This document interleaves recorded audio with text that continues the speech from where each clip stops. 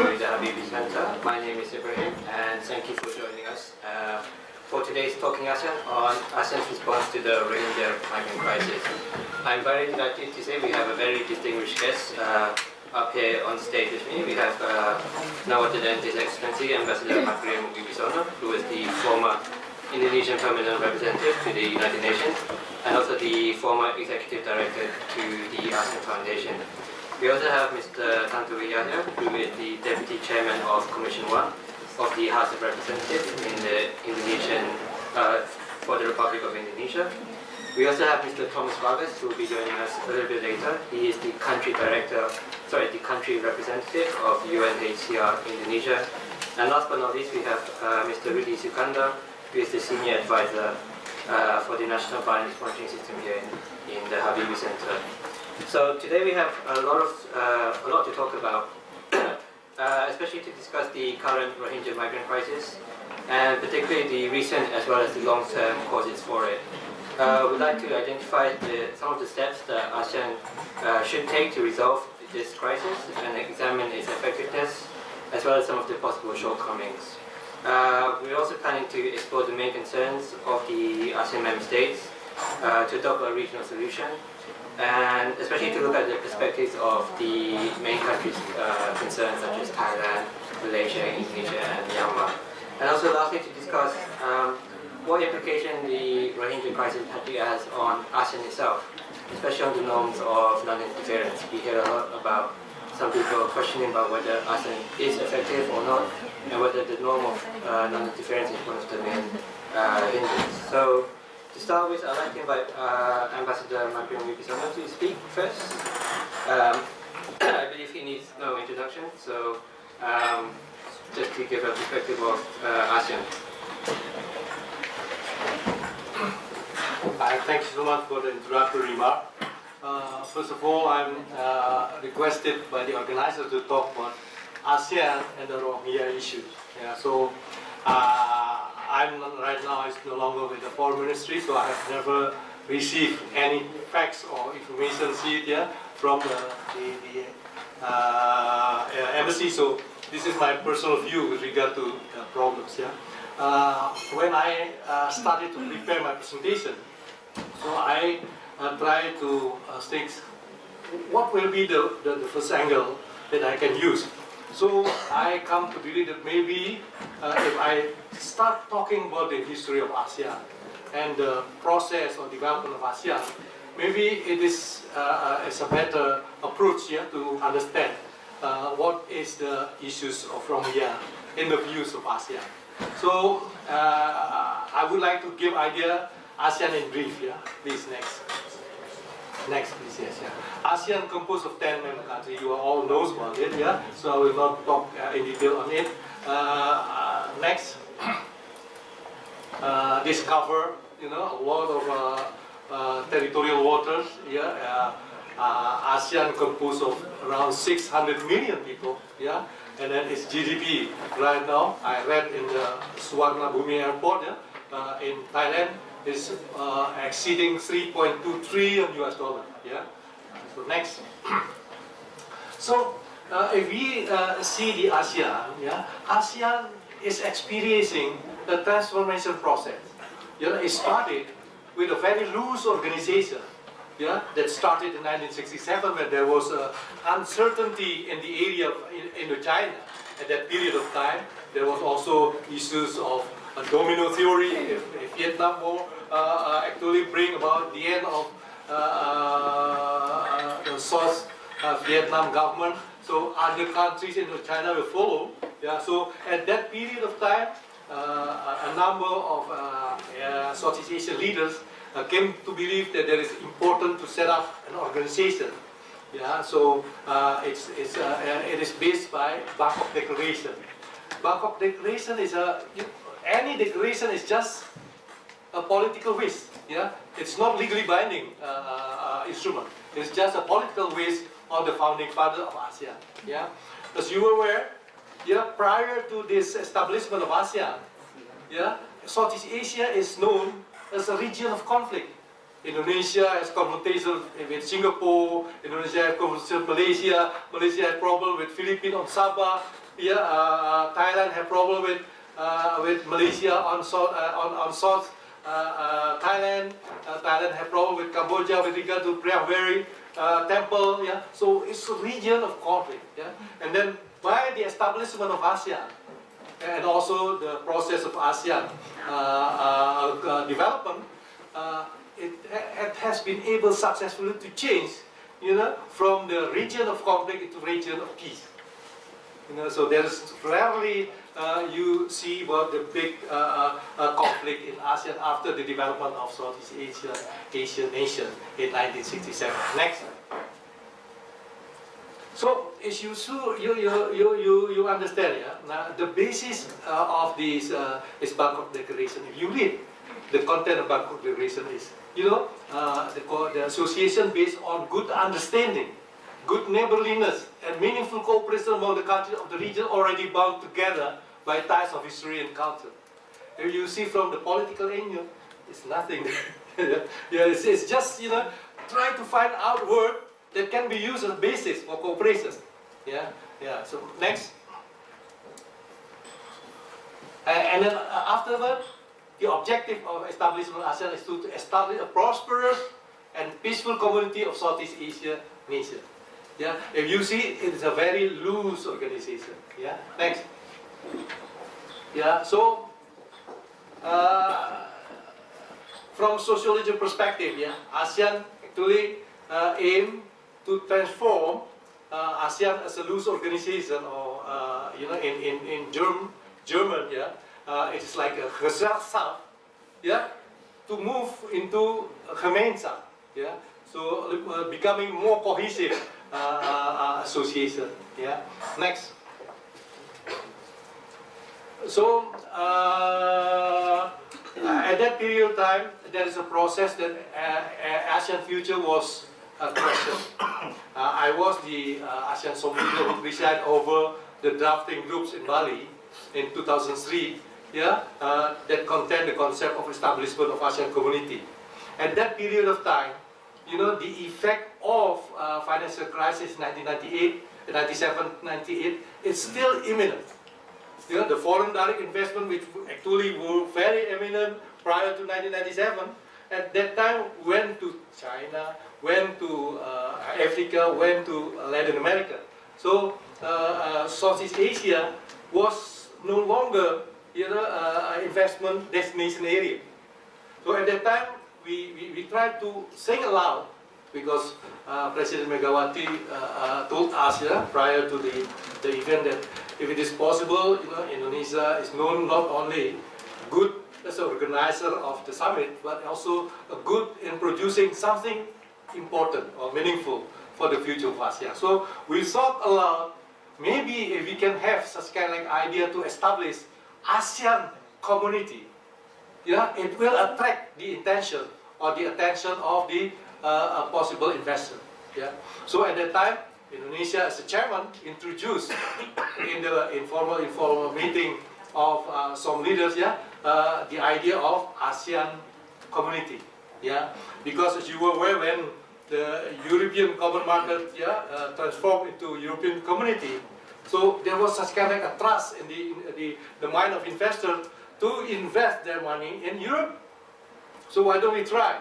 So when we come to discuss about it in Bagan, Bagan is a beautiful city in Myanmar, and we come to believe if we touch on the issue of ASEAN community, it should also be elaborated on a specific target.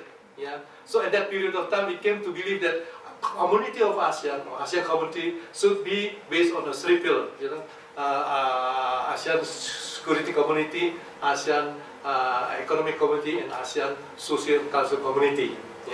So at that period of time, it was decided that it would be established in 2020. So it's not like 2015, but it should be in the 2020. But after Vientiane, there was such kind of a discussion on how to make it more feasible to establish this one. And then there was a blueprint, Vientiane blueprint, and also ASEAN Charter in the year 2007. It seems this may kind of influence, the mind of the investor, and then instantly Southeast Asia become investor destination area again. Yeah. So foreign direct investment flows actually imminent right after 2003, after we launched the ASEAN community idea. Next. Yeah, this security community composed of three. Yeah, next. Yeah. After this, yeah, next.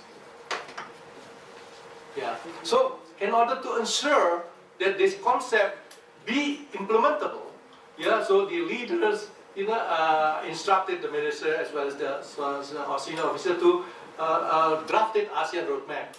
Yeah, and also we drafted ASEAN Charter that actually right now is adopted in 2007, and then this become a basis, yeah, of ASEAN. So from a loose regional organization, it's becoming more cohesive based on ASEAN Charter. Yeah. Next.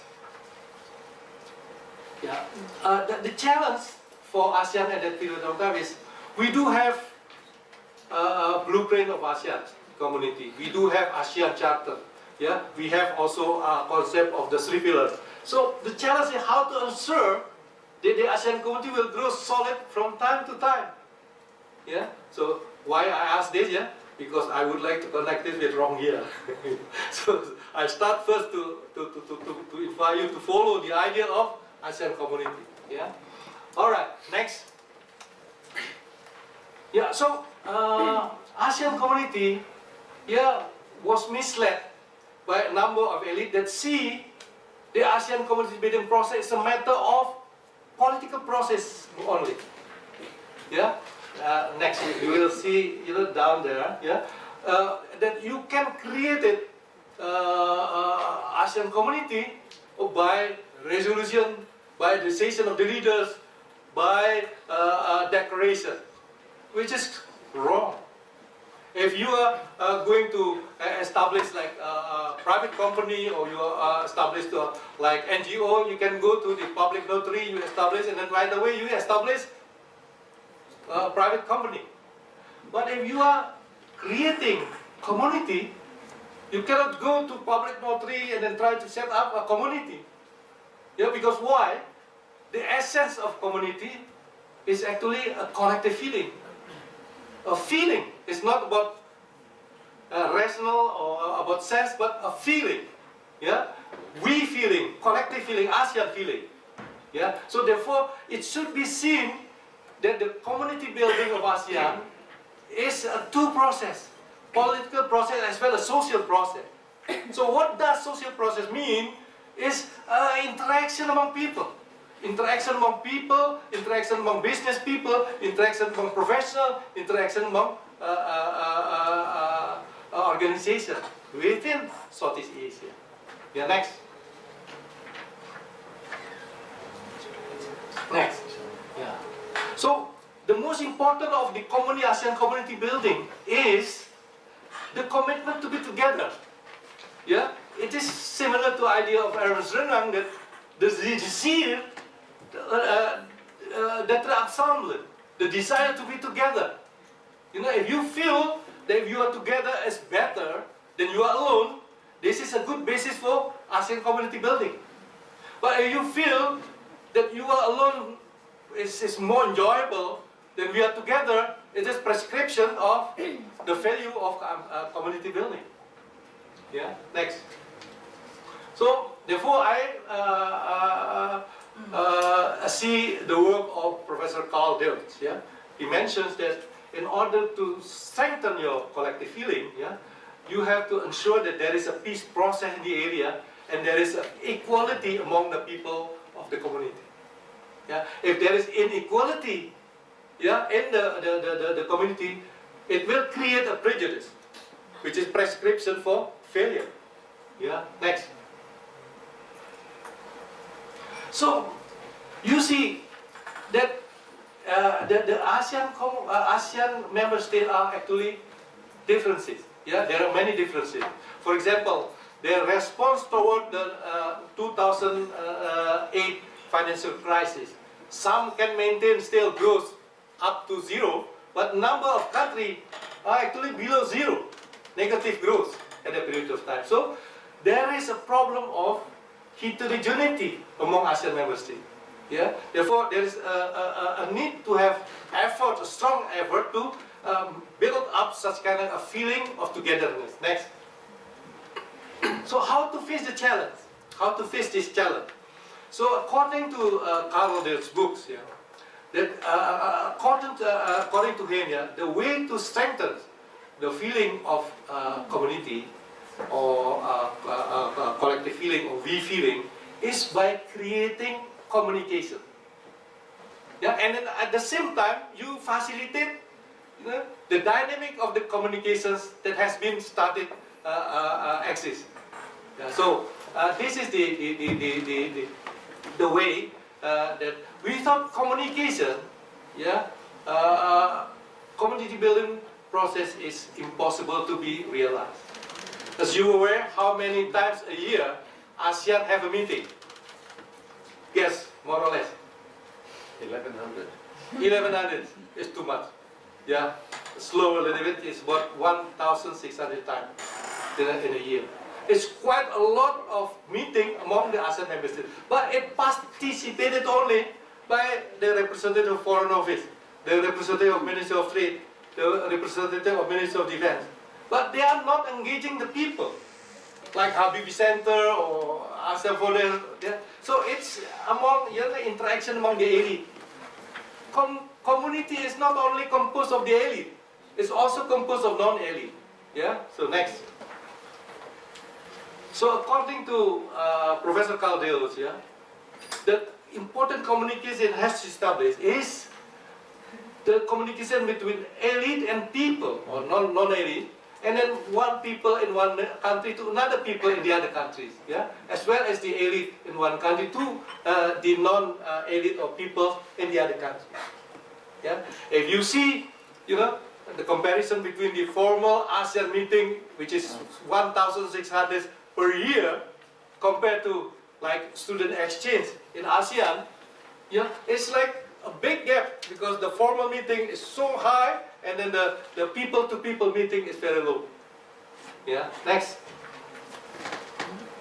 So the important way to also strengthen the community building is, you know, what I call in the economic theory, you know, maybe 101, yeah, economy 1, we are familiar with the beggar tie neighbor policy, yeah. But I advocated the idea of, you know, the proper style neighbor policy. You mean if the neighbor country is better off in economy, it will bring about positive impact to Indonesia. Yeah, so it's not like a zero-sum game. If other are getting a positive outcome, the other one is getting impact in a negative way. Yeah, but it should be like a positive sum game. Yeah, next. So by the time there's community building, the process of producing ASEAN decision, agreement, vision, initiative, regulation, policy is always come out every year. Because right now summit is organized 2 times in a year. You know, so every head of state or every government leader, if you go to attend the summit, they have such kind of like responsibility to make accountability. I do this thing in Kuala Lumpur. I have something important in Kuala Lumpur. After that, next year I have something important in Phnom Penh or Hamza. So every year there is decision. So there is abundantly available decision while the process of community building is still, you know, is not completed yet. Next. So if you see, there is such kind of like a clear legally documents, yeah, that actually give idea. You know, this is in paragraph 10 of the charter preamble. Yeah, that they said what is actually the ASEAN community. Yeah, so the ASEAN community, according to this charter, is ASEAN is convinced of the need to strengthen existing bond of regional solidarity to realize an ASEAN community. So ASEAN community, what is the ASEAN community? That is politically cohesive, economically integrated, and socially responsible in order to effectively respond to current and future challenges and opportunities. So the leaders of ASEAN have an objective clearly formulated in ASEAN Charter that should be politically cohesive, economically integrated, and socially responsible. So I just doubt if there are 7,000 people, onshore who actually have problem of water as well as food, and then you do nothing. Is it socially responsible community? Yeah. So I just curious to know, the formulation of ASEAN Charter with the reality faced by the people at the ground. Next. So the problem of Rohingya. Yeah, well, I start already to touch your understanding on social responsible community that expected. Yeah. So the issue has been imminent since 2011. Yeah, more than 100,000 Rohingya fled the country since 2012. Yeah, Buddhist mob killed more than 200 people. They drove tens of thousands from their home. Displaced persons are forced to live in camp.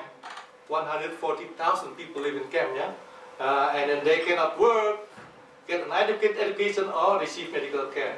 So how do ASEAN member states react? This is the facts of life. Yeah. So next. So these people, because they are already actually onshore, yeah? So they have no legal status. If you don't have a legal status in any country, you will have no work opportunity. Yeah? If you have no work opportunity, so there are dependents on the host government support. So don't be surprised. Initially, a country like Thailand, Malaysia, Indonesia was actually pushed the boat away from shore. Yeah, because of this problem. Next. So the problem is complex. Yeah, because there are more than 140,000 have been exiled in Rakhine. Yeah, and around 800,000 without citizenship in Rakhine. Yeah, next. So journalist view, it's not my view, yeah, but this journalist view. There is no significant response from ASEAN member states as well as from the ASEAN Secretariat on the Rohingya problem. Yeah. So I just take a note, about the comment of the media. Next. So the negative comment, yeah, Dr. Tidinan Bong Sudirat from Chulalongkorn, he mentioned that this is going to put on display of ASEAN important. Yeah, it's not important, but important. So everyone so worried about the importance. Yeah, so this is another reflection of ASEAN infactual cohesion. Yeah, so this is a professor in Chulalongkorn. Next. And Santiago is chairman of ASEAN Parliamentary Human Rights Watch. Yeah? He mentioned that ASEAN should abandon its non-interference policy, and Myanmar government must be held accountable for the persecution of the Rohingya, yeah, because of the situation. Next. Cynical expression. So there is a quotation here that ASEAN is a tiger of ASEAN in Asia, but a toothless tiger. So if it's a tiger, it's good, yeah, because it's really a very strong and powerful organization. But a toothless tiger, you cannot bite anything. Yeah. So therefore, ASEAN is a toothless tiger. Violence against Rohingya could become a regional issue if ASEAN does not act fast. Yeah. ASEAN does not have any instrument to regulate refugees. So this is a matter of fact. There is no mechanism existed in ASEAN, on dealing with the refugee issue. So we do need to draw the attention of our member state as well as the ASEAN Secretariat to try to think over of the formulation of set up a design, to have a mechanism, yeah, that addressing the issues of refugees. Because refugees is not only in Southeast Asia but also everywhere, in Europe and others. Next. Yeah. So ASEAN Charter, yeah, is a dilemma. Yeah, in 2007 mentioned that ASEAN member states committed to uphold international law and human rights, including also International Convention in 1951 on refugee. Yeah, but insisted they would not interfere in each other internal affairs. So in one way, it's uphold international law, but on the other way, they don't interfere with others. So this may create such kind of a dilemma. Yeah. Next. So Rohingya dilemma. The Rohingya people also has dilemma. On the one hand, Myanmar Citizen Act has ironically denied Rohingya as one of their citizens, because according to Myanmar Citizen Act, the Myanmar people compose of 138 ethnic group, excluding Rohingya. Yeah? So Rohingya is not included. But on the other hand, they are unable to be identified as a Bangladeshi citizenship, because they have been inhabited in Myanmar land since 100 years ago, even before the British colonial era. Yeah. Next. So there is a lack of authority, yeah, that can be dealing with human rights in the region. Yeah. So actually in ASEAN, there is ASEAN Intergovernmental Commission on Human Rights. So they are created, supposed to be dealing with all issues of human rights violation. Yeah. But and that particularly there is no authority or mandate sufficiently to be utilized by UNHCR to address the issues of refugees. Yeah. So I utilize this opportunity to try to encourage UNHCR to start discuss these issues, because Rohingya people are actually a part of ASEAN community. It's a part of ASEAN people, because they have been living in Southeast Asia for more than 200 years ago. Yeah. So next. So in my view, I read the work of a scientist from Gajah Mada, Ahmad Rizki Umar, yeah, who attempt to all levels to convince the need of ASEAN to address these refugee issues. Yeah. Secondly, making UNHCR dealing with Rohingya. Yeah. Thirdly, establish ASEAN refugee institution that can coordinate with the UNHCR. Yeah. Next. So Rohingya is a regional issue. So I would like to quote the book of Rodolfo Severino, who actually encouraged that ASEAN should address the regional issues because of the two reasons. Yeah. One reason is that these are problems that can be handled only on a regional scale. Yeah. So Rohingya issues cannot be resolved by Indonesia only. It cannot be resolved by Malaysia only. It should be resolved by ASEAN as a collective effort. Yeah. The second reason is that cooperating on them strengthen the sense of community. If we are able to address the issue from here, it strengthens the ASEAN community concept and regional identity among the government, people of Southeast Asia, a sense that is in turn necessary for regional security, political cohesion and stability, and regional economic integration. Next. Thank you so much for your attention.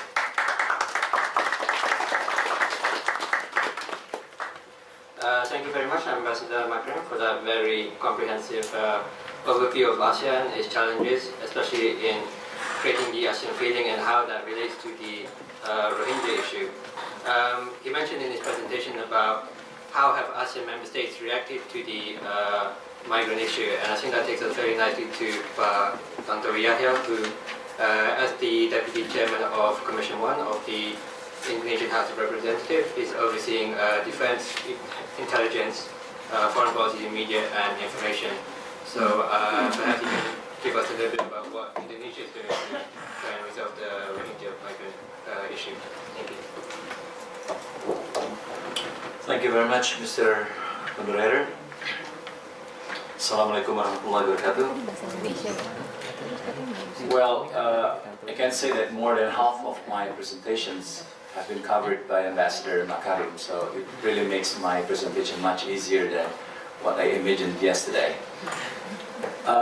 Actually, I did prepare my presentations, but unfortunately speaking, this is in Bahasa Indonesia, but it's okay, please project that on the screen.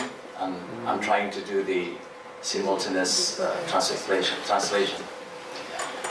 I would like to start with the historical backgrounds of the conflict between the Rohingyans and the people of Myanmar, and also what happens in the ASEAN countries itself. I would like to start from the perceptions among many countries, not only in ASEAN, but also in other parts of the world, on the roots of the conflicts. We are now believing in the two theories from... Bisa lanjut ya? Lanjut ya, next. Halaman berikutnya. The first page, please. Yes. We are now split in the two perceptions created by historians. One historian says that the Rohingya is the original people of Myanmar because they lived there for many years, even for hundreds of years. They used to live in an area called Arakan, and Arakan itself is a Muslim state.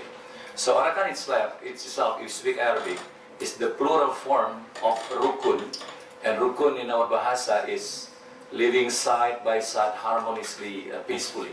So some people believe, and even some countries believe, that the Rohingya people are in fact the original people of the Myanmar, because they lived there for many years. But then there has been a theory created by another historian saying that the Rohingyans are in fact a group of people that fled from Bangladesh or from the Bengal. Especially this happens during the colonization terms of UK, and then after the liberation of Burma or Myanmar now in 1948. So the two concepts really split the world now, including the 10 countries in ASEAN. Some who don't react sufficiently, I would suggest that they believe in the first theory, that these people are in fact the people of Myanmar itself. And the second one, who move phreatically, are those who believe in the second theory, that these people need help, because they are in fact the people that needs to be protected by the government of Myanmar. Next page. As what explained by Ambassador Makarim earlier, that these people really enjoy a disastrous life, especially after the government of Myanmar applied an act that eliminate the citizenship of the Rohingya people. And these situations makes them become stateless, having no status, and they have to live in a very unhealthy and unpeaceful piece of land, and fully controlled by the border force, which consists of military, police, and the customs. So every act of these Rohingyans is fully controlled, and of course, as a human being, this situation does not create peaceful situations. This situation, ladies and gentlemen, compel the Rohingyan people to take risk. They have to leave the country, and even they have to leave the family and the loved ones across the oceans with a big risk, only to get peace and to get safety. Berikut. Since 2012, the exodus of the refugee from Rohingya takes place, and again, as what was explained by Ambassador Makarim, this is initiated by a very sad story. And again, I would like to tell you, ladies and gentlemen, some people believe it and some people don't, that there was a Rohingyan being raped. There was a Rakhine being raped by Rohingyans, and after that, a number of Rohingyan got killed by the Buddhists. So, if we look at from this perspective, this is very hard to get away from the fact that there is a religious affair involved in this conflict. Now, this conflict in Indonesia, honestly speaking, becomes a big issue when this is related with a war or a conflict between Buddhists and Muslims.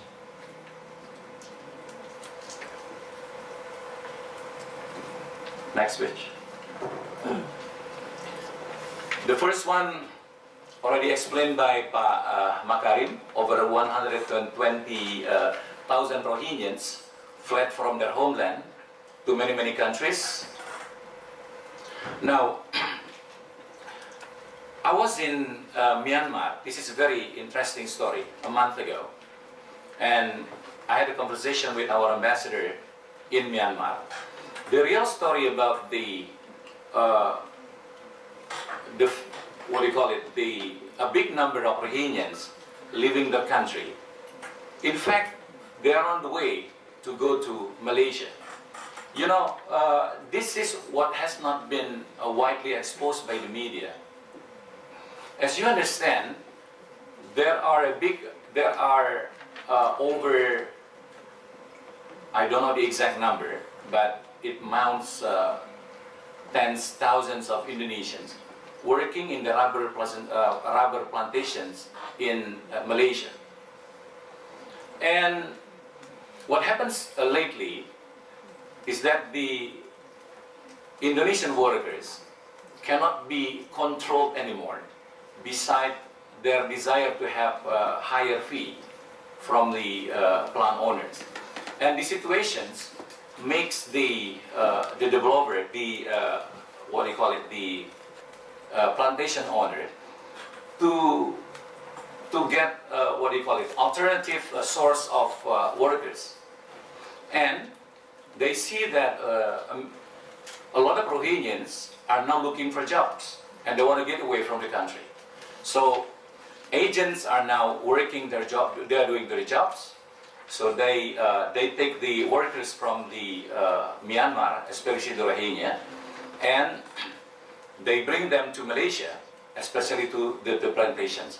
So this is what has been explained many, many times by our ambassador in Myanmar, not to get a different story or different perspective, but this thing was not clearly, was not widely exposed by media.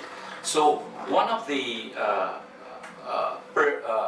what do you call it, one of the motives of why many Rohingyans now leaving Myanmar to Malaysia, because they are promised, because they sign a contract, and because they pay certain amount of money, they cannot get a job there. So, but what happens in the way, in the oceans, then the agents, as you read in the newspapers, you know, they leave the Rohingyans in the oceans unresponsibly.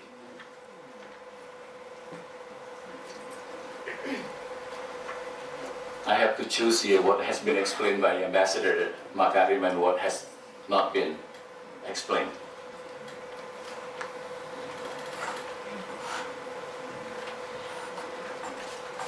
Okay.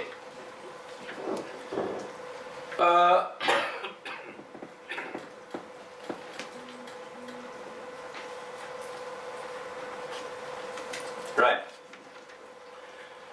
So, ladies and gentlemen, let me, that is the introductions. And I would like to speak here as the member of the parliament who many times have meeting with our Minister of Foreign Affairs on this issue. And there are some that I can disclose here with you. One of the factors, ladies and gentlemen, that makes this situation unsolved, in our opinion as parliamentarians, is that different perceptions among the ASEAN countries on this issue. Like I said earlier, we are now split into two theories. And the second, it is time for us now to think something different on what should be done towards the Rohingya. I know we have been limited by the Code of Conduct as what has been stipulated in the ASEAN chapter, the non-interference relationships. And I would agree with what has been explained or said by Makarim. This situation needs to be changed. I mean, the non-interference relationship among the ASEAN countries should be reviewed in a good manner. Because what happens in a country in ASEAN, you like it or not, sooner rather than later, will become everyone's issue in the member states. For instance, like the South China Sea. This is not the problem of only 2 countries in the ASEAN, but if this situation uncontrolled and it become worse, then at the end of the day, it will become the problems of every member state of the ASEAN. And also, the problem of Rohingya today, Indonesia is the biggest state member in the ASEAN community. In my opinion, bear the biggest responsibility by itself. I mean, the problem of Rohingya today, in our perspective, in a football, it's like assist. You understand assist, right? Assist is an opportunity for the striker to convert it into goal. So in fact, in foreign diplomatic perspective, Indonesia should capitalize the Rohingya issue as an assist to convert it into a goal. What I mean to say here is that Indonesia has been provided by a very big chance to do active and more active role in being a negotiator and then in being what do you call it? Peacemaker.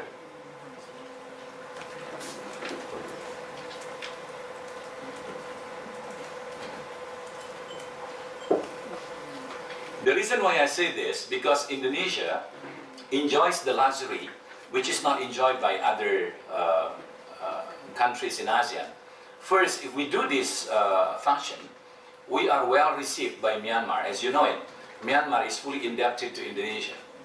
We help Myanmar greatly toward their way into democracy, for which Myanmar respects Indonesia as a big brother. And a second, if we relate this issue with Bangladesh as the origin of the Rohingyans living in Myanmar, Bangladesh also highly respects Indonesia because Indonesia is the biggest Muslim country in the world. So having these 2 luxuries, in fact, makes the position of Indonesia in a very comfortable situations. Then we can certainly realize the good display of peace and reconciliation between the government of Myanmar and the people of Rohingya. And the second, I fully agree with what was said by Ambassador Makarim. We here, is all state members of ASEAN with Australia should sit together to formulate a concept and to formulate a way out on this existing issue. The countries who are not directly related with these issues, like Singapore, like Philippines and other countries, should also be held responsibility in certain manner. So in this very case, ladies and gentlemen, the forum in which the member state of ASEAN and Australia, being the country that ratified the Convention of Refugees, should sit together. Australia cannot do what is being done by them right now. They don't show any responsibility toward what happens right now in the regions. And the second, like you see and like you read in the media, they easily push back the ships that bring the refugees that go to their land. And the funny, and not funny, but the saddest thing that we learn from the media is that they pay a certain amount of money to the captain of the ships so that they can bring the ship back to Indonesia. I mean, this is an act of responsibility, and it doesn't show a spirit of friendship toward the neighboring countries like Indonesia, and by itself, it doesn't respect the Convention of Refugees that they have ratified. Now, from the perspective of Parliament, because we know that government itself cannot resolve this problem, what was said by Ambassador Makarim, it needs the full stakeholders in the regions to overcome this issue. So I think the government should also engage the Parliament in doing what should be done by us as the parliamentarians. As you know, we have IPU, which stands for Inter-Parliamentary Union. It's like a UN for countries. And in this region, we have APA, which is ASEAN Parliamentary Assembly. I mean, this instrument should be pushed into a full force right now to have the government solve this problem. We can certainly sit together and establish a rule or regulations like what was said by Pak Makarim, so that we have an instrument on overcoming this issue, especially something that relates to the refugee. And we have been discussing about this in the Parliament, and I think sooner rather than later, the parliaments of the APA members will sit together to specially discuss on this, and hopefully we will come up with a big solution, something like regulation and consensus among us, to force our government to be more active in overcoming this issue. Thank you.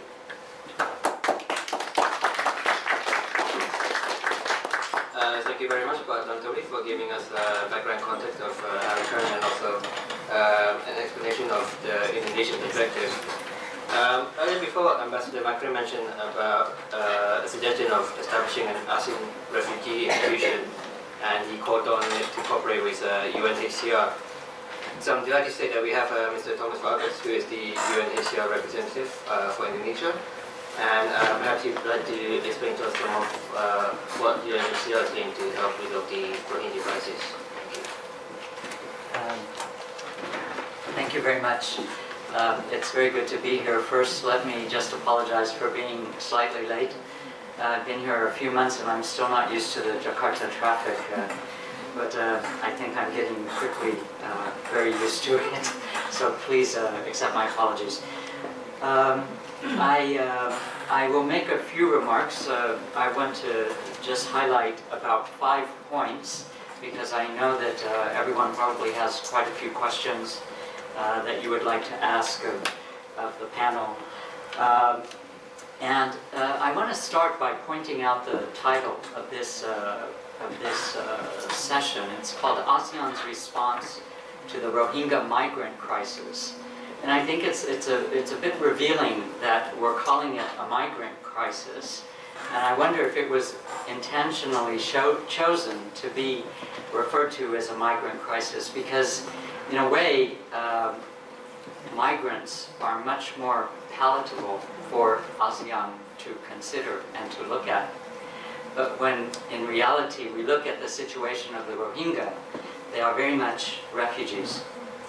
Migrants have a choice to leave their homes for various reasons that are very justified, because they are looking for jobs, because they want to join other family members abroad, because they would like to study. Refugees have no choice. Refugees are forced to flee their homes because they're subject to persecution, they're subject to human rights abuses, they're subject to various forms of discrimination in a very systematic way. And the Rohingya, unfortunately, are one of the most saddest and terrible examples of how people become refugees. In the 20 years that I've been working with UNHCR, I have to say that they're some of the most horribly treated people that I've ever seen in my career. So, refugees, Rohingya are refugees. And I think they would love to be migrants if they could, but they have no choice. They are, whenever they are fleeing Myanmar, they are certainly refugees.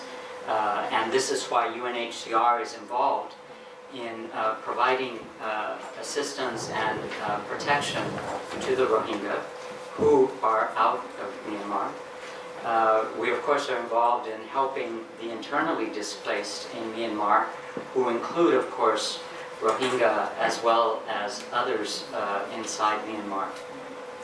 But today we're focusing on the Rohingya situation in the region, and because we've looked at it from what I would refer to as the refugee perspective, I'd like to use the current boat crisis as an example of the situation that we face in the region and some possible solutions that can be implemented and that ASEAN could be involved with if, in fact, it was willing to do so.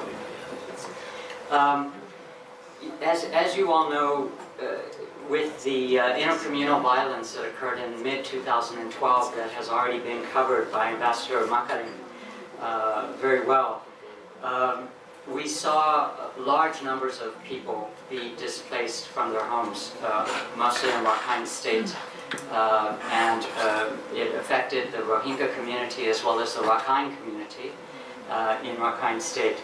And it also triggered what had already been seen as a steady outflow of refugees out of Myanmar. And more, we saw an increase in the number of people that took boats fleeing out of Myanmar and out of Bangladesh. And we have each year seen an increase in the number of people that are taking these boats that are operated by smugglers and traffickers. To give you an idea of the extent of the problem, in the first quarter of this year alone, there have been over 25,000 people who have fled on boats out of Myanmar and Bangladesh. If you put that in the context of what happened in previous years, it's double the number of people that we saw fleeing on these boats in 2013 and 2014. And this is probably the tip of the iceberg. These are clandestine movements. It's very hard to know the exact number of how many have fled. But it is certainly something that is affecting the entire region and not just specific to Myanmar. As we've heard also by the panelists who have spoken before me, the ASEAN is an institution that has a tradition of non-interference and of solving problems through bilateralism and bilateral approaches. And I'd like to present a few points why I think that maybe this current boat crisis can present an opportunity for ASEAN to go beyond those traditions in order to address the current problem that we have and that is being faced in the region today. In mid-May, the countries of Malaysia, Thailand, and Indonesia came around the table to discuss this issue and to try to come up with some solutions to the problem of the number of boat people that had arrived in the and in fact others who were stranded in the ASEAN, in the Andean Sea and in the Bay of Bengal. And one of the outcomes that they reflected in their outcome document was in fact to address the root causes of this problem. Of course, it is a multi-layered and a complex issue, but addressing the root causes includes providing nationality rights or solving the nationality issue of the Rohingya inside Myanmar. And it also includes addressing the development issues, the economic development, the disparity of development that you see in Rakhine State. Rakhine State in Myanmar is probably the second poorest state in the country of Myanmar. And a lot of the inter-ethnic violence, I would call it intercommunal, because in fact, what it's based on is more economic disparity and poverty than anything else. And if we can address those core issues and look at things maybe from that perspective and not pit groups against each other or religions against each other, we may have more leverage to negotiate solutions. And after all, ASEAN is in its essence, an economic institution. I think that's at the core of its creation, and that's why it was established. However, the next point I would make is that in 2009, even though ASEAN is an economic institution at its core, it recognized in a very, I would say, groundbreaking way the importance of human rights by having established a human rights mechanism in 2009.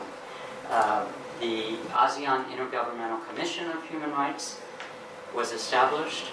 We also have the ASEAN Commission on the Promotion and the Protection of the Rights of Women and Children. And we also have a mandate that the ASEAN heads of state have given to address the rights and the promotion and protection of the rights of migrant workers. So these three areas provide us with a mechanism to look at human rights issues inside of ASEAN. The creation of ASEAN, as it's known, was met with a lot of ambivalence. Many people lauded its creation, saying that it is groundbreaking, that finally ASEAN has recognized the importance of human rights. On the other hand, the Commission was not given any standing to investigate individual complaints, and so there was a lot of talk, as we've heard, that the Commission has no teeth and has no way of pushing for human rights to be respected. However, I have to say that UNHCR, in the first years of the creation of the ASEAN Intergovernmental Human Rights Commission, had some good success, if I can say myself, in partnering with ASEAN to look at issues related to statelessness and issues related to birth registration. Now, these are issues that are tied to nationality, of course, and it was in 2010 and 2011, before the intercommunal violence in Makarim state broke out. So there was a willingness by the Commission representatives to look at issues related to statelessness. And that was a way that we started to garner a dialogue with the Commission. When the violence broke out in Rakhine State, all of that fell apart. The representative on the Commission, who later became, when Myanmar was the chair of ASEAN, and as such, the chair of the Commission, the issue of statelessness and of nationality rights was off the table for discussion. And it all of a sudden became highly politicized. And I think that ASEAN has not reached a comfort level to be able to move into political discussion, to issues related to politics, and to issues related to human rights at a higher level than what the Commission itself can do. So that's why, again, I would move to looking at things possibly from an economic perspective and saying, you know, and maybe a humanitarian response. When the former Secretary General, Surin Pitsuwan, was leading ASEAN Secretariat at the time of the intercommunal violence in 2012, and he, you may recall, offered that ASEAN could provide a humanitarian response to what was going on in the situation in Rakhine State. If we look at things from a humanitarian response and also in terms of development, and specifically economic development, maybe this is a way to draw in ASEAN more effectively. The meeting that I referred to earlier, when Indonesia, Malaysia, and Thailand got together, they also, in their outcome document, noted the importance of ASEAN getting involved in coming up with solutions to the boat crisis. So already individual ASEAN membership are saying this is not something that ASEAN can turn away from. But this tradition of non-interference and of bilateral approaches is still, I guess, weighing heavier on the balance. However, I think that there are ways to package this current crisis that we're seeing in a way where the comfort level of ASEAN can be risen to some respects to at least have ASEAN discuss the issue. Maybe solutions will not be found for some time, but if you don't even allow discussion of certain topics, then you're never going to find a solution to those problems. You have to talk about it first before you can solve them.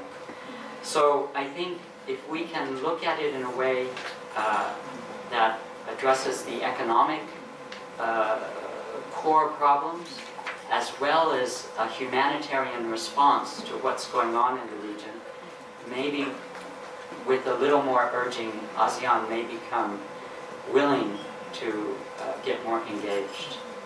Thank you. Thank you, Mr. Thomas, for giving us the UNHCR perspective. I found it very interesting you mentioned about the need to address the economic core problems. I think with the NVMS program that the Rudi is in charge of, you also look at what are some of the core problems that lead to conflicts and violence. We often hear that for there to be any comprehensive solution to the Rohingya issue, it is up to Myanmar to resolve the conflict itself between the Rohingya and the Arakan Buddhists. So perhaps Mr. Rudi, you would like to share with us some of the lessons that you've learned from your NVMS program. Thank you. Assalamualaikum warahmatullahi wabarakatuh. Good afternoon. Salam sejahtera for everybody. Thank you for having me here. And then I would like to open my presentation today with one of the stories that has been spread around, especially about those who support the violence against the Rohingya. So one of the reasons why they said that they did that was because they do not want to be Indonesia. As you may know, Indonesia was in his history that there were two great Hindu and Buddhist kingdoms in Indonesia, Sriwijaya and Majapahit. So based on that, they said that they do not want to experience right now how Indonesia is overcome by the majority of Muslims. And I think that might be really interesting if we put that into perspective, especially if you look into the violence, whether or not it is only done domestically in Myanmar or sent abroad. And then I just give you an examples on how the violence is extended abroad. For example, on April 5th, 2013, for example, there was a fight broke out between two groups of Myanmaris who are in the immigration detention facility. That was within the groups of Muslims Myanmar and the Buddhist Myanmar, and then it resulted in 8 refugees from Myanmar died because of that incident. And then the court in Medan, North Sulawesi, just gave the sentence to imprisonment to those who perpetrated that action. So as you can see that at the level of Indonesia, for example, the violence that happens in Myanmar is also exported to Indonesia. That can become really an interesting way on how we view the effect of the Rohingya issues to ASEAN, especially if we look at that into Indonesian perspective. Next. This is the picture that I took from CNN on May 4th, 2013. There we can see that people from Indonesian Muslim hardline groups gathered during a protest near the Burmese embassies and also near Bundaran HI too. And as you can see that it is a very inflammatory remarks stating that we want to kill Myanmar's Buddhists, we want to go to jihad to Myanmar, and then well, that's quite interesting on the top left over there that you need to cancel the Nobel Prize to Aung San Suu Kyi for being silent over what happens to the Rohingyas. So what we can see here is that the response that has been given by Indonesian have a tendency to be more violent toward what happens to the Rohingyas, especially to the government of Myanmar. For example, as you can see that a day before this demonstration was done, actually, the police arrested 4 people, allegedly trying to put bombs in the Myanmar's embassy on May the 2nd, 2013. And then also on August 4th, 2013, for example, there are a couple of bomb attacks to several places and then ruined several buildings. And one of the bombs is actually put in a vihara, in a Buddhist sacred place, a prayer place, for example, in West Jakarta.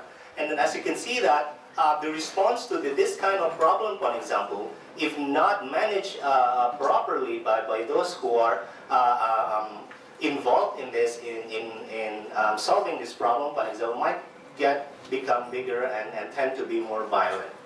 And if we take a look at this, then we can see that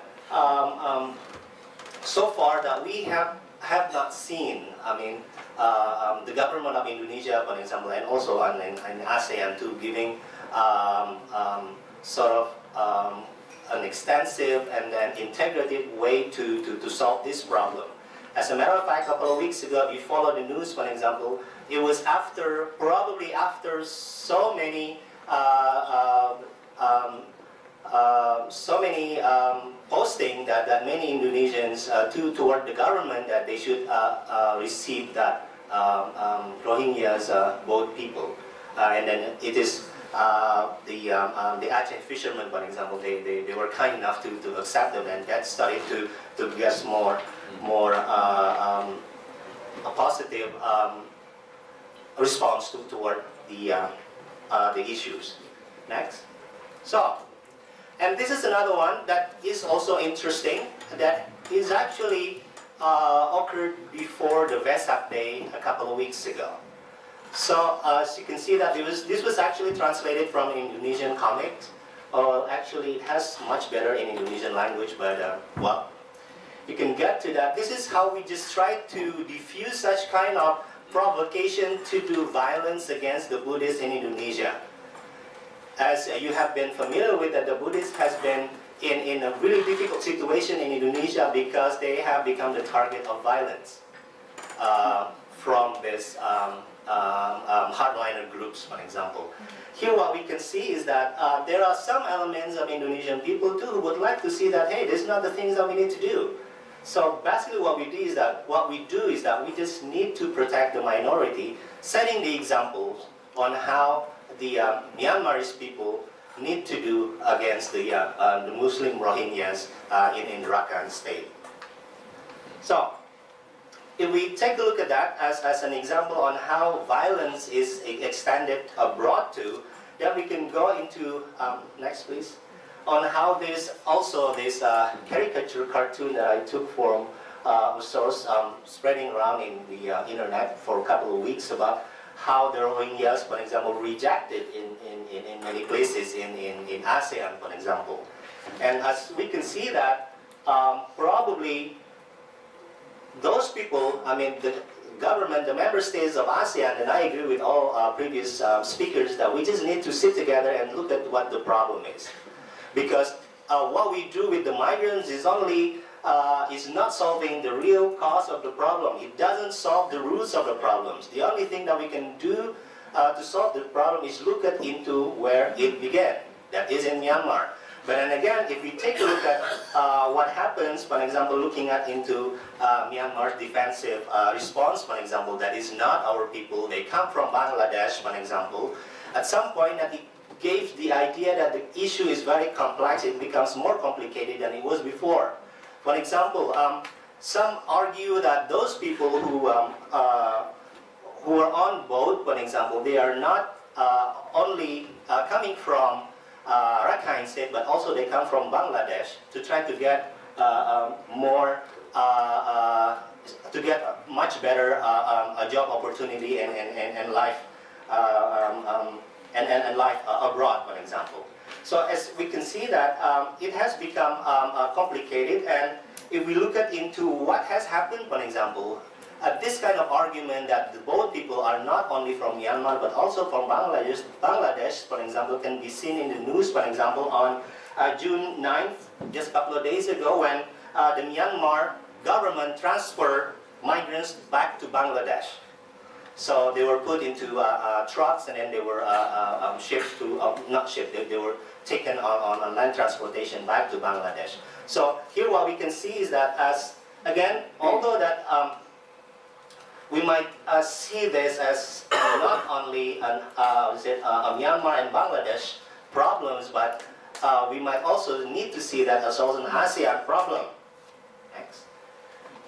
But then again, looking at into Indonesian positions, for example, so looking at into what happens to the boat people, for example, are we going to have another Pulau Galang case again now? If you remember that Pulau Galang was a place when the Vietnamese boat people were sheltered during end of 1970s and then early 1980s, for example. So, and it will create potential conflict too.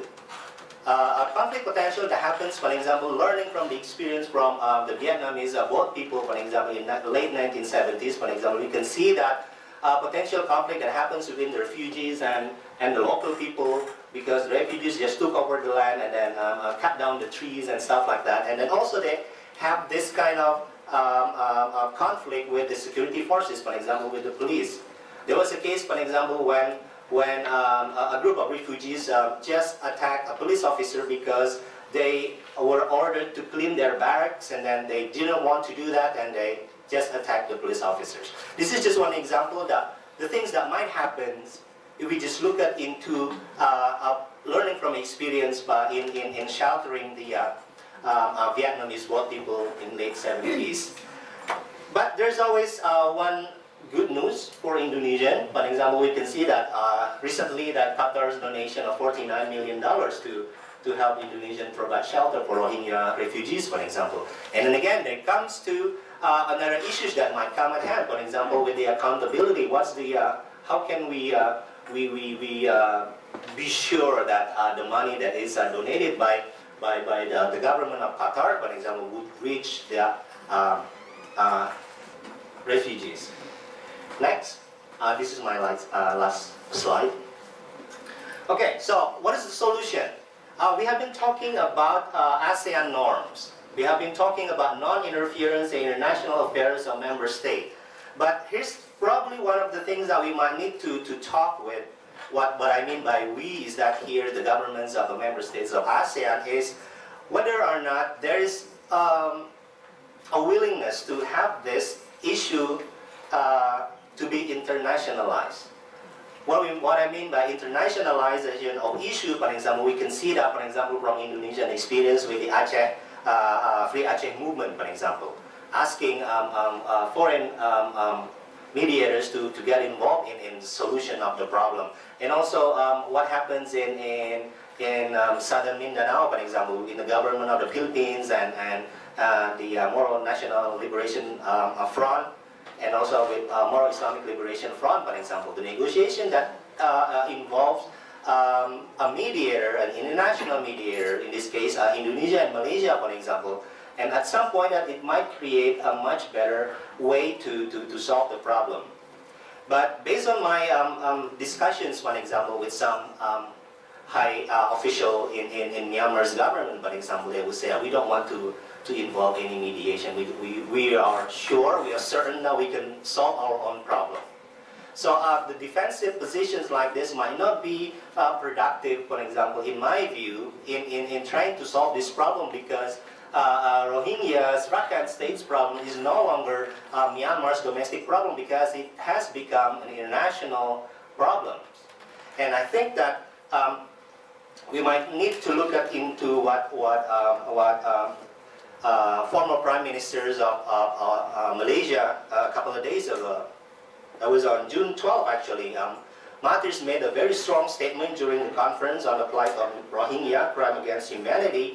He mentions that we need to expel Myanmar from ASEAN because of not respecting the human rights against the Rohingya people. And then another statement that he made was that Malaysia should make it an international affair. So as you can see, that this is quite strong statement coming from a former Prime Minister of Malaysia, and then again, he's no longer in the government. So that might be influential or not, but that really depends on the domestic politics in Malaysia. So if we take a look at that, non-interference in internal affairs of member states, for example, there have been many studies discussing about that this idea is actually obsolete. So ASEAN should rethink about non-interference policy, because at some point that it doesn't really produce any productive results in trying to solve the problem, especially with human rights problems, security problems, and also some conflict problems domestically and regionally, and also bilaterally between two member states. And we can see that non-use of force in settlement of disputes, pursuit of regional economy. I just passed the second and the third. But I would like to look into the practice of ASEAN way. As you can see that being in Eastern countries, that we just like to save face. I think at some point that I haven't seen, I mean, from my perspective, I haven't seen anything done yet, but at least when we look into the practice of ASEAN having consultation and consensus, for example, not in an open way, in order for Myanmar, for example, to save their face, for example, that might be one of another strategies that the ASEAN member states that need to think about, because nobody wants to be embarrassed, right? And they have been embarrassed for so long. And then I think this probably one of the things that we need to discuss further, whether or not what we do with consultation and consensus in ASEAN way, for example, can really produce a very, can really yield a productive way in solving this problem. So, thank you.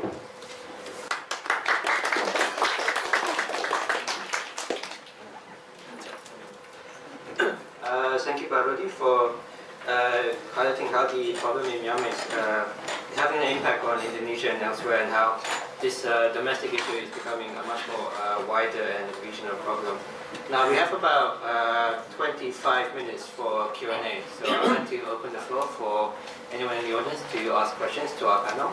Please identify your name and your institution, and also to who your question is addressed to. Thank you.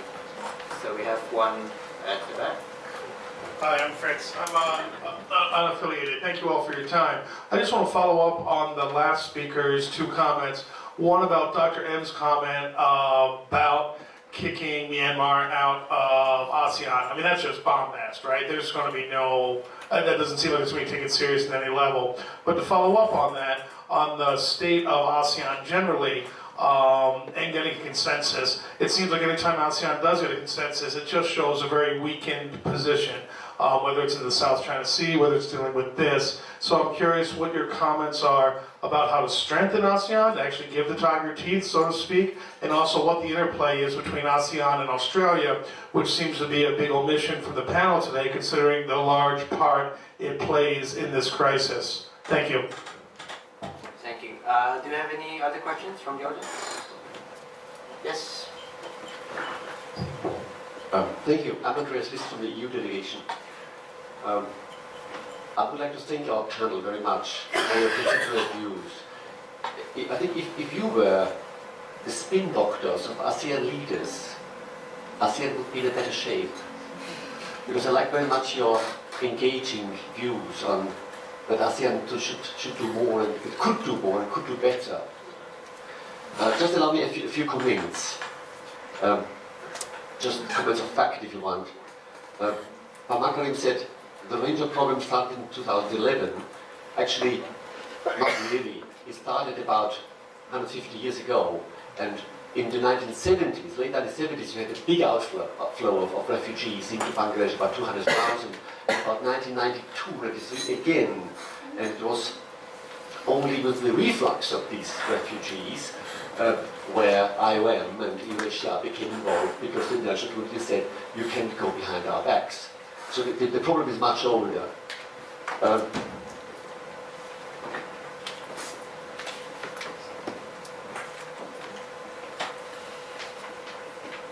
Well, Myanmar, you said, is indebted deeply to Indonesia because Indonesia helped, which is, I think, correct, Myanmar to embark on its transition.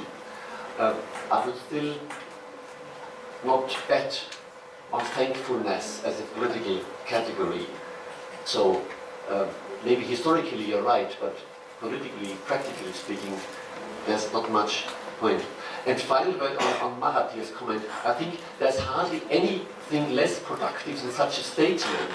Now, how can you say ASEAN should expel Myanmar if ASEAN hasn't engaged Myanmar in the first place? So I think this is a very unproductive way to deal with the issue. Thank you. Thank you for your comments. Makarim, would you like to respond to the first question? Yes, this is actually a very interesting issues. Yeah, the idea of, for example, kicking Myanmar out of ASEAN is not only started on the issue of Rohingya. When there was an issue of peace process, in Myanmar, when Aung San Suu Kyi was detained, there was also such kind of pressure from European countries to try to give lessons to Myanmar, not to be, active member of ASEAN. So at that period of time, the foreign ministry, introduced the concept of constructive engagement. Because by having Myanmar together, in ASEAN, we can have opportunity to exchange a view and asking the Myanmar, with regard to their own promise on their peace process. So anytime there was a meeting of ASEAN, so the leaders of ASEAN sitting together, and at that period of time, actually, so the leaders of Myanmar explain what the progress of the peace process. So this actually making such kind of like a smooth process of transformation inside Myanmar.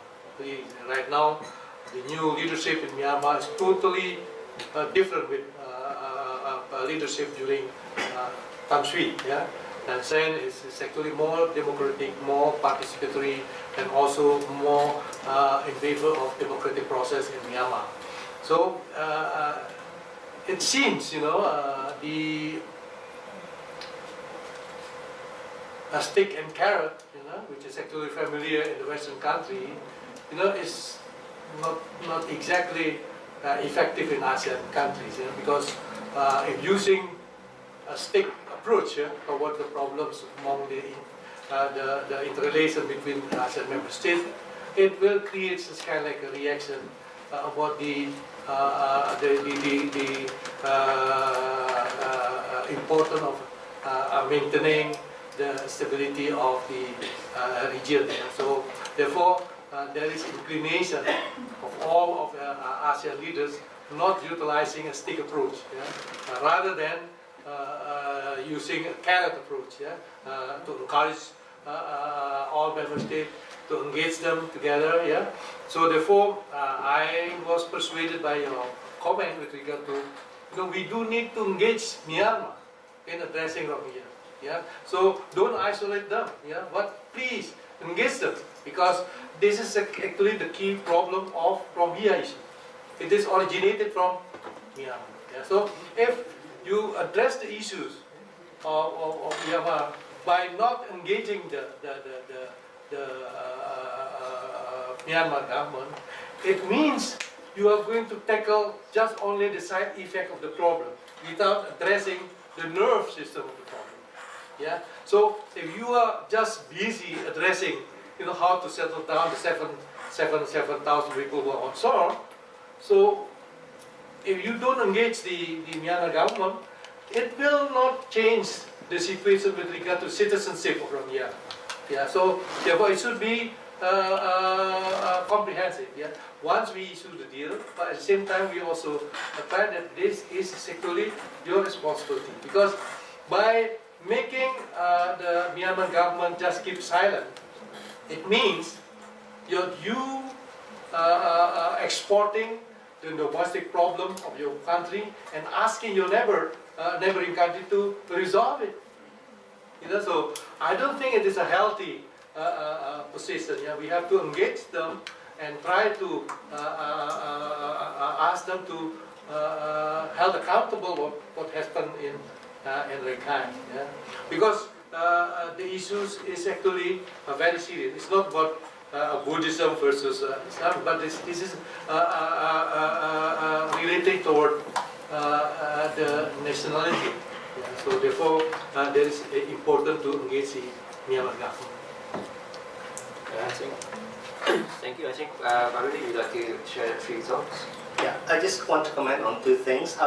The first is related to Dr. Mahathir's statement. I agree that it is very unproductive in this case. And one of the criticism that was addressed to him was that probably he forgot that it was during Malaysian leadership that Myanmar was accepted and into ASEAN. And then at the time, many international agencies, NGOs, and also international institutions, for example, urged ASEAN at that time to postpone the acceptance of Myanmar into ASEAN, for example. But apparently that probably there is a consensus about having this what Makarim mentions about constructive engagement, for example, that probably some of the issues, human rights issues that was happening in Myanmar could be resolved internally in ASEAN, but apparently that it was not really seen as a very in a positive result for that. And then the second thing that I would like to add is that is about another controversial issues about census a couple of years ago. Last year I talked to, I was invited to talk to in an unofficial meeting with Myanmar's officials, basically asking about why the Rohingya was not put into as an identity that they can choose, and apparently that it was later reported in the population housing census of Myanmar 2014 on the provisional result census report. It is stated there that in Rakhine State, members of some communities were not counted because they were not allowed to self-identify as Rohingya. This was done as a security measure to avoid the possibility of violence due to intercommunal tensions. So instead of that, then they were given the opportunity to adopt a Bengali as an identity. According to the Rohingya, the Bengali is very derogatory term for that group of people. So it is sort of giving accepting a bad identity for you instead of choosing a Rohingya, for example. So it's probably one of the other things I would like to add. Thank you. Thank you. Tantowi, would you like to comment maybe on the Australian issue? First, I would like to comment on what has been said by Dr. Mahathir. I think I fully agree with the two previous speakers that the statement is very unproductive, and I think we fully agree that it should not happen. I would underline that this statement underlined his frustrations and probably anger over the stubborn manner of Myanmar of not being following what has been suggested and probably pressed by some ASEAN countries. Sir, I would like to share with you my experience joining President SBY in a very close meeting with President U Tenzin back in 2012. Pa SBY addressed this issue very clearly to the President of Myanmar, and I would say that he used the tone is I would say, angry over the President. I mean, to a certain extent, this conversation should have not happened between the two presidents. But that shows how President SBY was not able to control his anger over the reactions of the government of Myanmar on the issue of Rohingya. But that's the fact, you know, it happened again. It happened again. So I fully agree with you that probably the first is that the engagement of the other member states of ASEAN. Like you said, the countries that have been protesting this loudly are the countries that become the transit of the refugees. Indonesia, Malaysia, and Thailand. Where are the voices of other countries? I think we have to sit together to make this into a common issue. So it should become important issue also for other member states whose countries are not affected by this refugee issue. I think if one time later all of the member states speak the same voice over Myanmar, I'm pretty sure that change will happen. And I would like to make it very clear, Indonesia becomes, I would say, the most important stakeholder in this issue, because we now become the transit. But if we don't do something enough, you know, we will become the destinations of the Rohingya refugees. And this thing should not happen, because you have to thank Indonesia for being very, kasihan apa ya? Sorry, feel pity. Yeah, for showing a great sympathy over the refugees from Rohingya from time to time. But again, I would like to take the responsibility of Australia. Australia should bear the highest responsibility on this. First, because if you ask them, where are they going? They go to Australia. And second, they ratify the convention. Where is their responsibility? And I want the world also to speak loud about Australian unfairness on this issue. Thank you. Thank you, Pak Tantowi. Mr. Thomas, would you like to open the comments? Well, maybe just briefly, you know, regarding Pak Mahathir's statement, obviously it's not constructive, but in a way, I mean, it is a bit revealing. There were probably some political motivations that caused that statement to come out when it did as well. But aside from that, he also said during the same remarks, ASEAN stood by when the Pol Pot regime committed genocide and said nothing, did nothing. Are we going to put ourselves in that situation again? So I think it was a bit of a wake-up call that you do have to do something about it. And he said if Myanmar doesn't react, then maybe we should consider throwing them out. So there is a bit of nuance there. But I think that the point is that when does non-interference and bilateralism no longer play? When does the threshold of what is being done in terms of atrocities or violations of human rights raise to the level that ASEAN will say, okay, non-interference and bilateralism cannot be the way we deal with this? There has to be some thought to when the balance shifts. And I think ASEAN is starting, at least countries within the ASEAN membership are starting to look at that with this crisis that we've got. And then on the Australian issue, obviously Australia's policy on Operation Sovereign Borders and its policy of not allowing boats to arrive is greatly impacting the region. And it's an example that is also very telling of how one single country's actions are not going to stop the boats from moving. Boats are going to continue to move because people are in desperate situations and need to find a way out. And Australia may decide unilaterally it's going to handle it in one way, but it's not going to solve the problem. It may be a short-term solution, but in the longer term, as we've seen from the latest boat that has been pushed back from Australia to Indonesia, the boats aren't stopping. Thank you, Mr. Thomas. I'd like to open the floor again for questions. If you have any questions from the audience. Yes, we have Mr. Andresius. Sorry, to take the floor again. I have a quick question on one detail.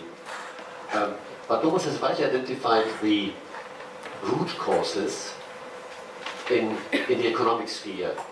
Disenfranchised communities, poverty. And we have seen on the slide, on one slide, this figure of $49 million from Qatar given to Indonesia to help build shelters for refugees. Now 49 million, let's say from these thousands of poor people, Indonesia accepts 4,000, that makes about $12,000 per refugee, where in Myanmar the average GDP per capita is about $1,000. A strange figure, isn't it? That brings me back to the economic root causes. Wouldn't it be an idea, from an ASEAN perspective, to suggest something like a Rakhine Development Fund, where everybody can or could benefit, because Rakhine Muslims are as poor as Rakhine Buddhists. And such monies that come in from Qatar or elsewhere would then be put to better use. $12,000 per capita, you can go a long way in Myanmar with that money. Thank you. And we had one question from the front.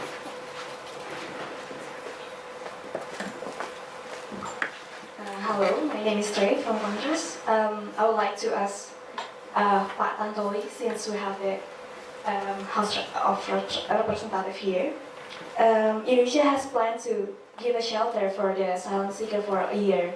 I would like to ask what's next? What if after 1 year then the government of Myanmar still committed the violence to the Rohingya people? Would we still give a shelter to the Rohingya people? And what's the plan after that? And second one is because you also touched the convention of 1951 Convention on Asylum Seeker and Refugees. Instead of blaming Australia, why do we also ratify it as the strong commitment of Indonesia to for handling this Rohingya issue? Because for several times, I think the 1951 Convention has also become one of our pro-witness program, legislation program for several times, but never been as the priority. Because ratifying that convention doesn't mean that we have to be a state, doesn't mean that we have to give the asylum to the asylum seeker itself. It's just the commitment to have a good treatment with international standard to the asylum seeker. And the second one, I would like to ask to Pak Makarim Wibisono on the possibility to involve the donor country to Myanmar.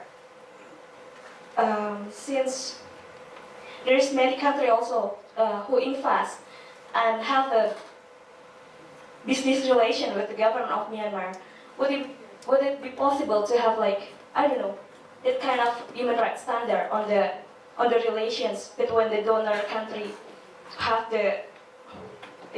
with the government of Myanmar itself? Because Myanmar cannot stand alone as a country, and they need friends, they need the donors. And thank you. Okay, thank you for the question. Do we have one more question? No? Rudi, would you like to start? Yeah. Short comments. I think that is really a good idea.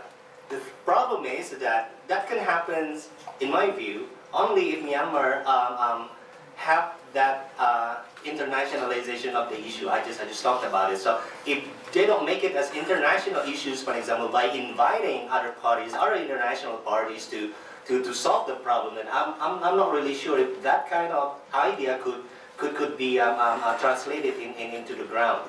And then we can also we need also see that about the situations in Rakhine province, for example, there is a rebel group there, and then also the neighboring province in the Kachin province, for example, there's a rebel group there too. So in terms of the security, for example, that can become one of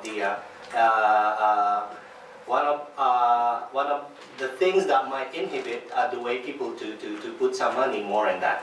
But I agree with you that I think the donation from Qatar, for example, might backfire, because people might just go around, let's just go to Indonesia because there's a lot of money there, and then I think that solving the problem at the place where it is, for example, looking at into, for example, the examples from Bangsamoro economic.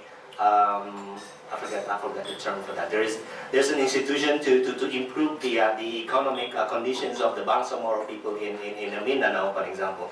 That can become really good examples on how these things can be solved. But then again, it might not happen, in my opinion, that if the issue is not internationalized. So. Thank you. Mr. Thomas, would you have any response on the suggestion of a Rakhine Development Fund? No, I think it's been covered, but I do want to thank our participant here for pitching to sign the Refugee Convention. Very good idea. Okay, Pak Tantowi, there was a question about what happens next for Indonesia and the Rohingya that we presented already. First, I would like to go back to what has been proposed by you, sir, on the area of our Rakhine Development Fund. I think, correct me if I'm wrong, I haven't heard this kind of idea before. I mean, this idea, if we make it grow, will stimulate the interest of many countries to also think of the future of these people. I think one of the biggest problems which is now faced by the government of Myanmar is finance, is the funding, right? Now, if suddenly we come up with an idea of collecting a certain amount of fund, and then we donate it to the government of Myanmar for the development of the archive, I think it's a good idea. But then, I would like to underline what has been said by Rudi as well. It can only happen if this problem is internationalized. I mean, if the Myanmar, the government of Myanmar, willing to open the door for other countries to get involved into this issue and find the solutions. As far as I know, again, last year, I went to Myanmar and I had a chance to visit the Speaker of the House. When we talk about many things there, but when we came up with this issue, they became very defensive. And the answer that we got was not satisfactory. So it shows us, it shows the world that they limit the outer world from being involved in this issue. I think it's the biggest problem which is faced not only by us, but also by the Rohingya and also by the Myanmar people, the government of Myanmar. Matria. Huh? Ray. Beautiful name. Right. What happens after the refugees stay here for a year? There's a good question, and I asked the question to the Minister of Foreign Affairs in our working committee last week. The answer is not yet. We don't know yet. We don't know yet. So there is no comprehensive plan on Indonesia after a year of living in Aceh and North Sumatra. We thought, okay, we have to take care of them. I mean, we have to receive them. We don't want to push them back to the oceans. We receive them. In our assumptions, the government only allows them to stay here in our land for the maximum of 3 months. But then, look at the charity given by the Vice President. He came up with an idea of letting the people stay here for a year. I mean, that's more than what people expect from Indonesia. But then the big question is like what you said, what happens? I don't have any answer from the government yet. But I think if I follow the concept of the government thinking, I think they would like to sit together with all the member states of ASEAN to find a solution on this. After the staying, what do you call it, expired, then not only Indonesia, all of the member states of ASEAN should think of it. Where should they go? And